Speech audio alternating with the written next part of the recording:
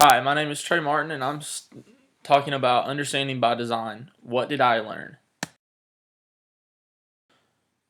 The main topic for all of my UBDs was what were the causes of the American Revolution. The Georgia History Standard specifically said the student will explain the primary causes of the American Revolution. UBD 1. I really liked UBD 1 because it made you as a teacher go through the different breakdown of the standards. The summary of the unit was what will students learn? Students will learn and understand the causes of the American Revolution, which went right around with my standard SSUSH 3. The student will explain the primary causes of the American Revolution. Now, the first part of it said understandings. What will the students understand or know, or the learning outcomes? This was the causes of the American Revolution, how taxation without representation affected the people and caused them to revolt, and how colonist groups like the Sons of Liberty and the Daughters of Liberty rebelled to the taxes placed with the T. It also allowed you to break down your essential questions. I had overarching questions and then topical questions. An example of an overarching question was, what were the main causes of the American Revolution? A topical question would be, what were the Intolerable Acts, or why did Thomas Paine's pamphlet help incite the movement for independence? It also asks you to know knowledge and skills.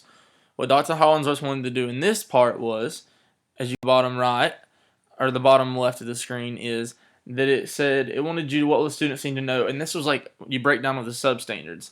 And for this specific one, I only had three. I had three substandards, and they all fit what students need to know. I did not have what students will need to do. Now, UBD was the purpose of showing student learning. And the way I did this was with a web quest. The students would get into 4 groups. Each student would be assigned a role. You had 4 roles, which was the researcher, the recorder, the team leader, and the product designer.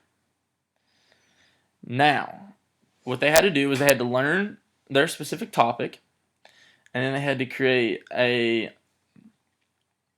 way to show that they have mastered the material, whether it was a skit, PowerPoint, movie, 3D model, or some creative method to show that they mastered the material.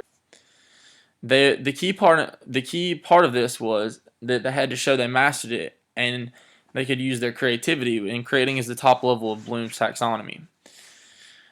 The other key part of this was to show that they had learned the material was to actually use a rubric, as shown to the right in the right picture of your screen, that they had mastered the material. In my rubric, the categories were content, collaboration with others, preparedness, comprehension, and creativity. And I think all of these are important factors in determining whether or not the students learn the material. I was also going to give them a test to prove that they had learned the material and that they were ready for the next unit to go along and make sure they really understood the causes of the American Revolution and what happened during the American Revolution.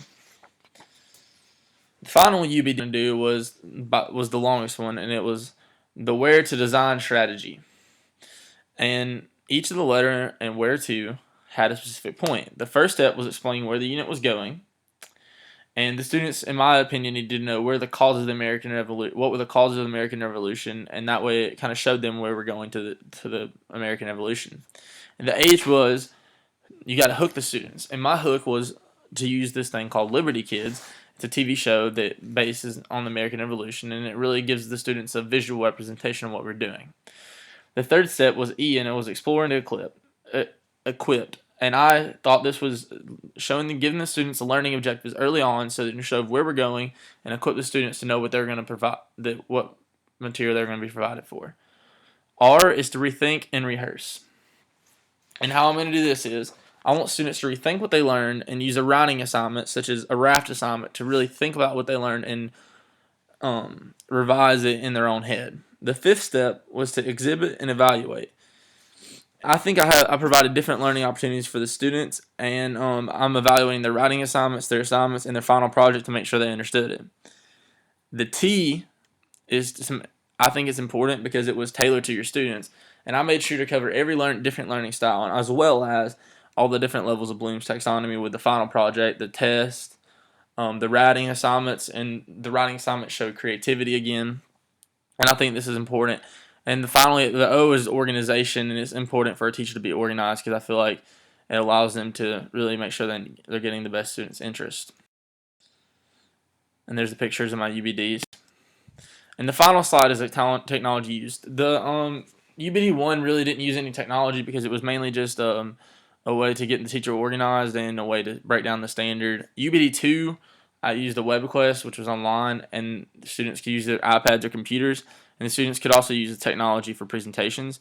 UBD 3, I used video to hook the students, computers to type the writing assignments, and the students used technology for presentations, just like they did in UBD 2. And this is my explanation of the UBDs. Thank you.